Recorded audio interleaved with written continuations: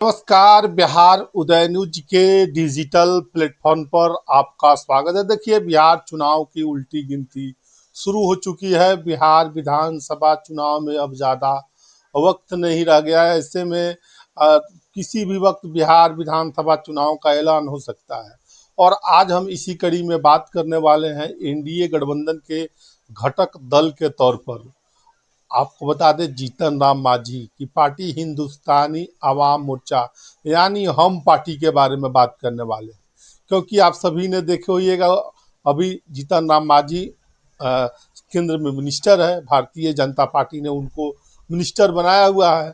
अब बिहार विधानसभा के चुनाव का रणभेरी भी बजने वाला है और 2025 में कितने सीटों पर जीतन राम मांझी की पार्टी चुनाव लड़ सकती है, इन तमाम बातों को हम करेंगे और बताएंगे कि क्या रणनीति हो सकती है जीतन राम मांझी की आने वाले बिहार विधानसभा चुनाव 2025 में।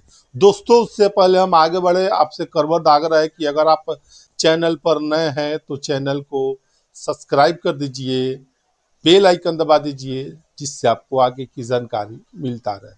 उपेंद्र कुशवाहा, माफ करिएगा, जीतन राम मांझी हिंदुस्तानी आवाम मोर्चा के राष्ट्रीय अध्यक्ष हैं और आपको बता दें, हिंदुस्तानी आवाम मोर्चा के सर्वोसर्वा है। हम 2025 में उनकी क्या रणनीति होगी, कितने सीटों पर चुनाव लड़ेंगे, हम एक एक करके आपको बताएंगे। उससे पहले दोस्तों, आपको 2020 के चुनाव में लिए चलते हैं। 2020 के चुनाव में जीतन राम मांझी को 20 के चुनाव में जीतन राम मांझी को 7 सीटें दी गई एनडीए गठबंधन में और 4 सीटें जीतने में कामयाब रहे। उनको बेटे को मंत्री भी बनाया संतोष सुमन को एनडीए ने। और जब 2024 का लोकसभा चुनाव है तो उनको 1 सीटें दी गई और वो 1 सीटें 100% स्ट्राइक रेट के साथ जीतन राम मांझी जीतने में कामयाब रहे और उनको सेंट्रल में मिनिस्टर बना दिया गया। दोस्तों, जीतन राम मांझी मंत्री बने और फिलहाल वो मंत्री हैं। अब 2025 का चुनाव है। 2025 में उनकी क्या रणनीति हो सकती है, इन तमाम बातों को हम बताएंगे और कितने सीटें उनको मिलने का अनुमान जताया जा रहा है, इस बारे में भी जो बिहार के सियासी हलकों से बड़ी जानकारी निकल कर आ रही है, एक एक करके हम आपको बताएंगे। तो देखिए, 2020 के बिहार विधानसभा चुनाव में एनडीए के साथ ही चुनाव लड़ेंगे जीतन राम मांझी, हिंदुस्तानी आवाम मोर्चा के जीतन राम मांझी।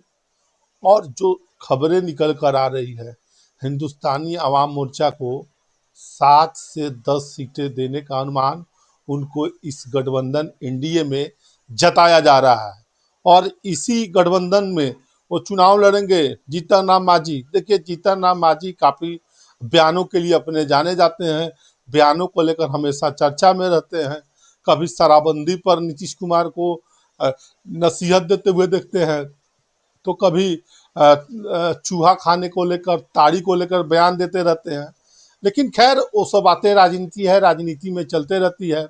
अब जो जीतन राम मांझी है, कहा जाता है उनकी हंसी के दीवाने प्रधानमंत्री नरेंद्र मोदी भी है। जब वो हंसते हैं तो उनकी हंसी के दीवाने प्रधानमंत्री नरेंद्र मोदी भी है।